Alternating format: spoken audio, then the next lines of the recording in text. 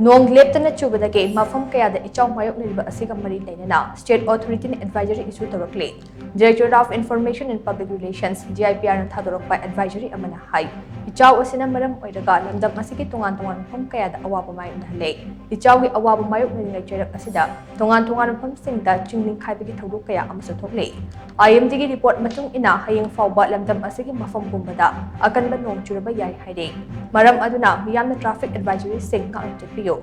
Ising Tunjin Kraba Mapham Sing Amate Imai Wang Labor Turban Nut and Bigano. In Kairapayaba building singing Manaka Bigano. Then slide Tokan Mapham Sing the Lebigano. Tonga Santo Picano Amate, Tonga Taza Bigano. Jignaba Labor Pau Authority to get confirmed Tobio. District Administration Amade State Leinana issued over emergency number Sing Septoshin Bio.